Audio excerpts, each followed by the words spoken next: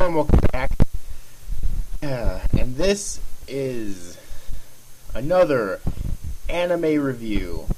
This time around, I'm going to be reviewing anime that I recently finished reviewing episodically for the fall season of anime, and that is Arpeggio of Blue Steel.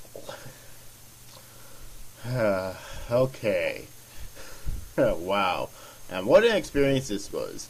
The original manga series was written by Arc Performance and published by Shonen Gosha, and it originally ran from September 30th, 2009, and it's still ongoing with a total of 8 volumes so far. The anime itself was directed by Seiji Kishi and written by Makoto Uezu, and the music's by Masato Koda, and it's by Studios Sanzigen, and it originally ran from October 7th, 2013 to December 23rd, 2013, with a total of 12 episodes. Alright, the plot. Due to global warming and the rising sea levels in the early 21st century, much Earth's landmass has been lost.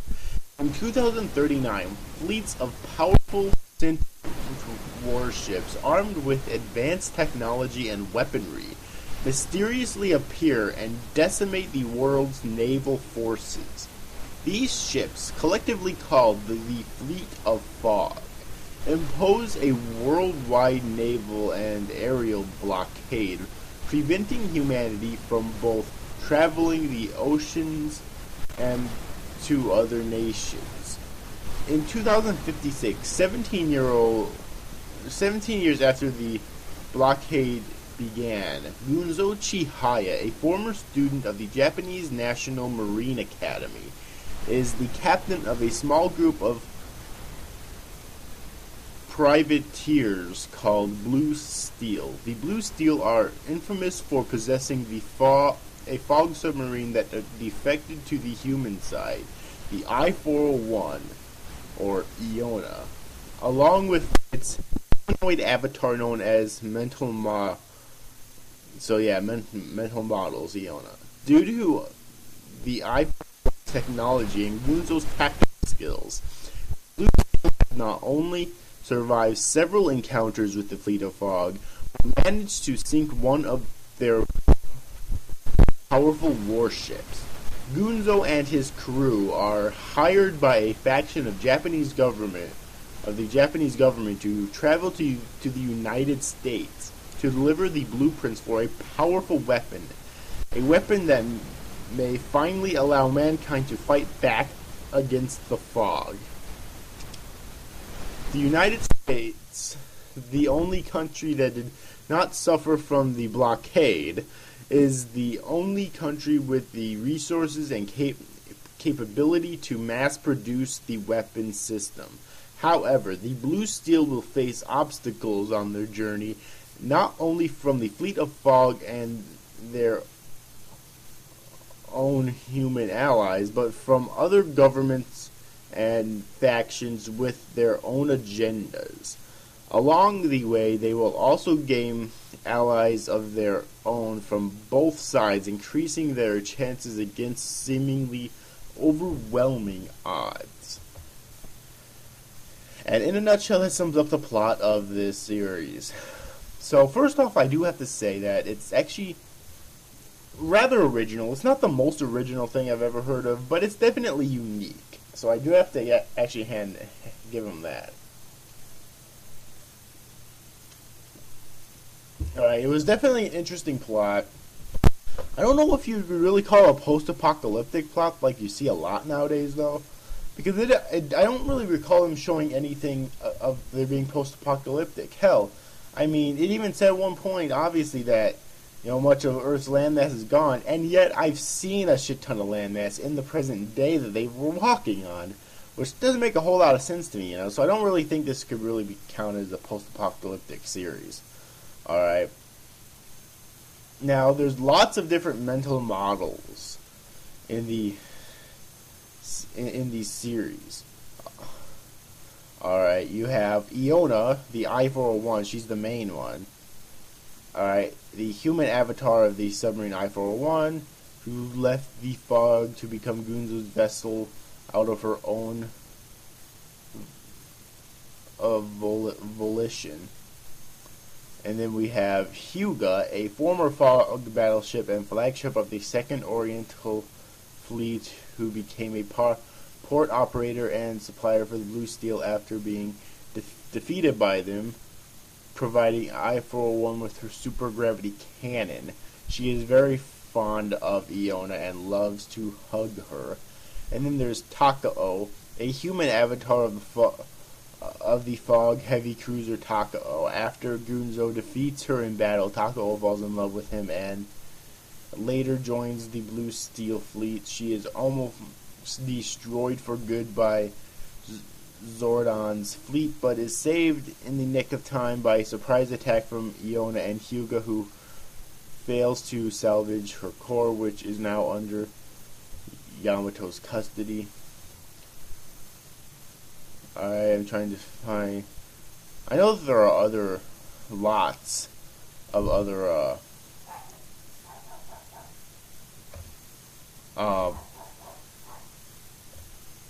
the mental models. I just can't remember any of their names.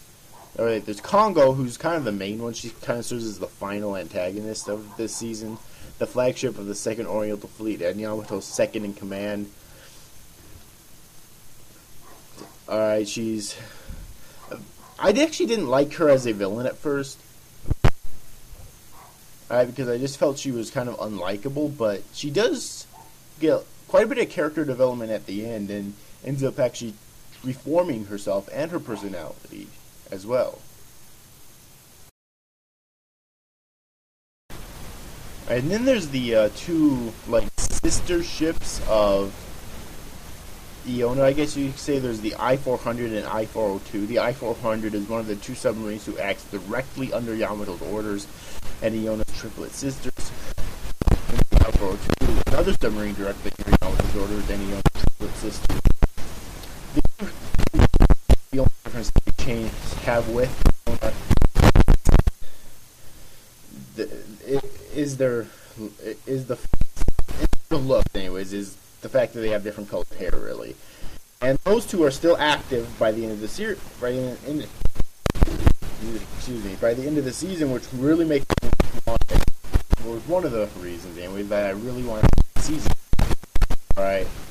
And we also have Kirishima, a fog battleship who joined Haruna's effort to sink I-401 in despite being able to combine with Haruna to form an even stronger vessel. Both were defeated by the Blue Steel, with only her core remaining, which is hidden inside a teddy bear until she manages to reconstruct her avatar, which she wasn't able to do to the end of the series. Alright, and then there is Haruna, a fog battleship whose avatar takes the form of a teenage girl wearing a heavy coat that covers all of her body up to her nose. After a failed effort to defeat the I-401, she befriends Maki and agrees to protect her, even if this means going against the fog.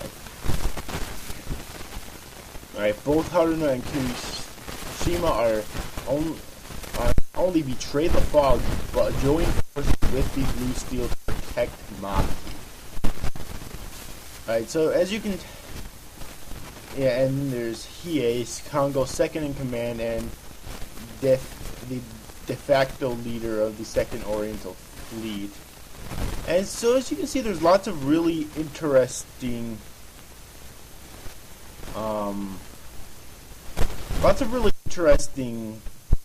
mental models. Alright, there are a few other characters I do want to talk about before I finish talking about the characters. I want to talk about Chikaya, one of the two main characters, and what I mean by that is the series does kind of have two main characters, Gunzo and Iona, because both of them get pretty much the same exact amount of screen time, and they have pretty much the same exact amount of relevance to the plot. So that's why I say that they're kind of both the main characters. An actual main character, you know, generally the other are either supporting characters or minor characters, but I think they're safely consider both of these to be both be main characters. And even though this article here is calling him the main protagonist, I think they both are really. He's Captain Survival and leader of the police. Now, I did like his character, although I felt he was highly underdeveloped. There's not really a whole lot of character development within him. And the thing is, characters do get character development. Leona gets a lot of character development. Changing from what she was at the beginning of the series, which was this really, lifeless, pretty much weapon, taking human emotion. That's a lot. Kongo gets character development. Takao gets character development. Haruna and Kirishima get character development. But Gunzo doesn't really, and that was kind of disappointing, but it was still really, good though, alright? Maki Osaka, a child with outstanding intellect who was created using genetic engineering and the one who developed the vibration torpedo, the second weapon cast to the blue steel, and that's what the government basically at one point tried to actually pick up. That's kind of interesting because Haruna and Kirishima were defeated, were passed out unconscious, and then found by Maki, and eventually they ended up becoming friends with Maki, especially Haruna. So that's kind of where Haruna's and Kishima's, but Haruna's character development comes into play. All right, and then Haruna swore to protect Maki all. First she kind of swore that to her father because Maki thought her father was dead, but he really wasn't.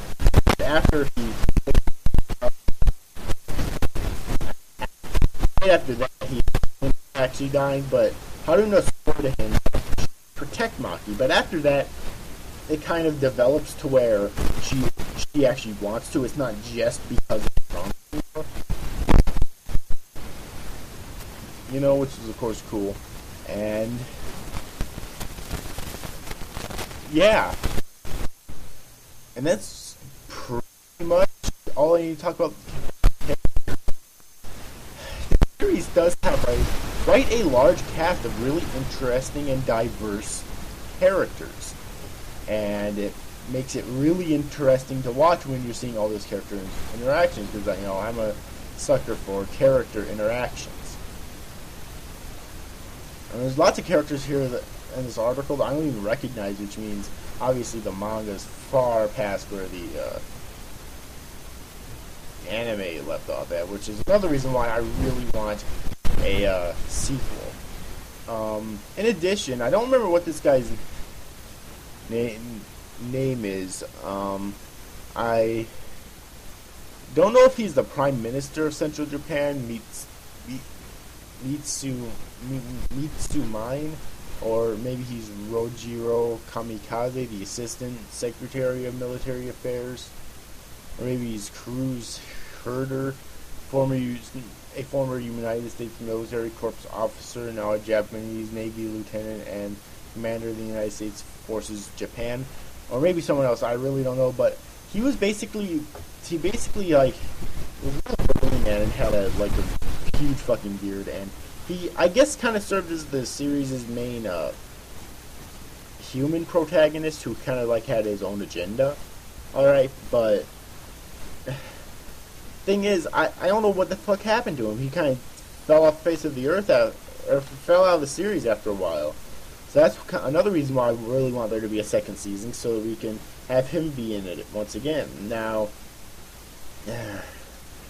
however, here's the main reason why I want there to be a second season, and it's all those other reasons are still valid too, I feel, but here's the main one. It's because there was hinting in the series about Gunzo's father probably being like a huge proprietor in creating at least the I-401 Iona, but possibly all other mental models.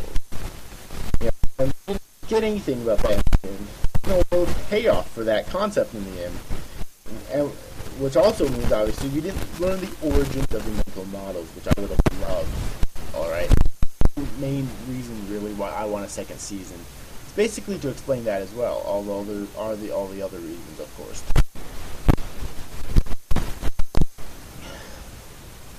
All right, so now then. That's pretty much all I have to say about the plot characters. Now let's move on to the animation. The animation in this series is fucking phenomenal. Okay.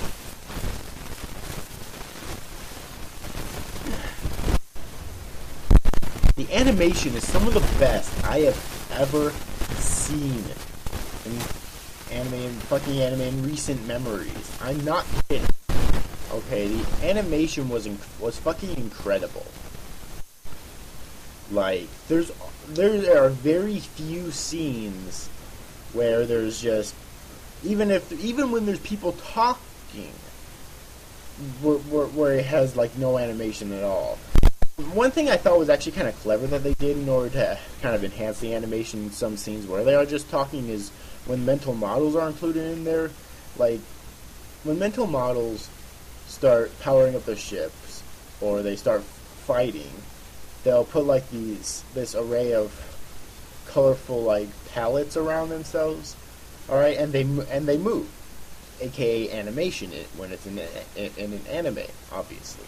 So, you know, scenes that they're just talking, sometimes they would like have the mental models put those up to actually supply the animation, so I thought that was actually kind of clever. But basically, the animation is amazing, and the art too is really good. I loved all the character designs. All right, now let's talk about the music. The opening theme is "Savior of Song," performed by Nano and My First Story, and I thought it was a very good opening theme. I love the visuals, and it was extremely catchy. And then the two ending theme songs performed by Trident and composed by Mai Fujigami, Minami Numakura, and Hibiku Yamamura. Bluefield and Innocent Blue. I thought that both of them were very good endings as well.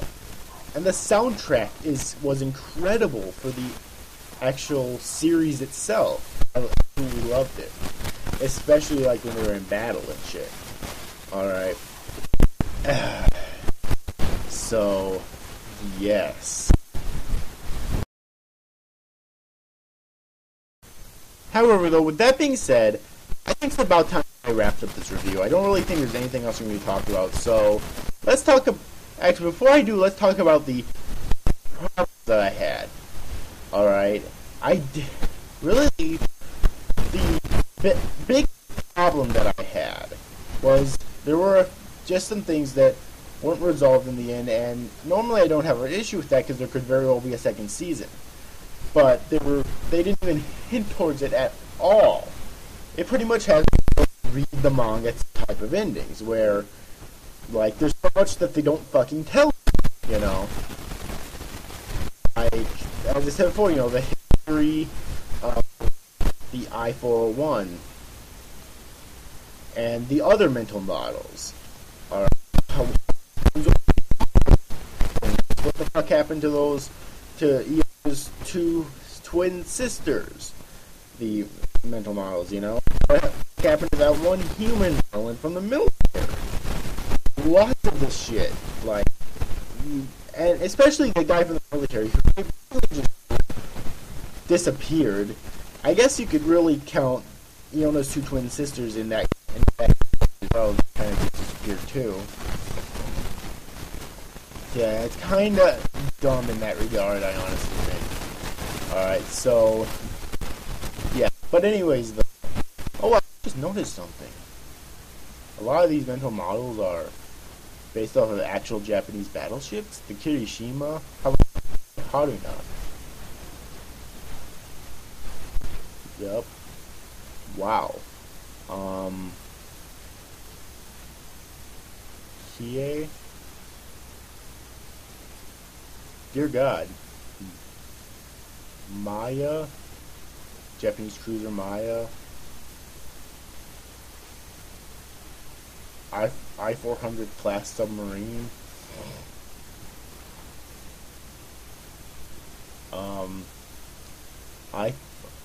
Japanese submarine I-402?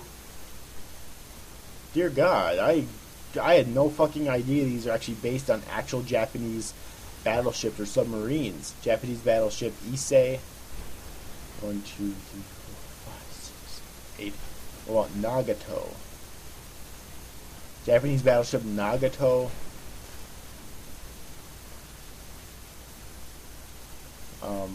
Congo.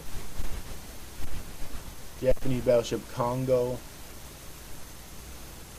Oh, I already know about the Yamato.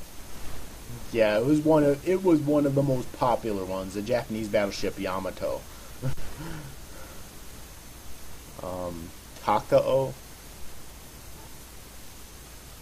Yep, 1930. Wow. Hyuga. Sorry, I'm just gonna be going through all these in this video because it's actually kind of awesome. There is no. Wait, yeah. Here we go.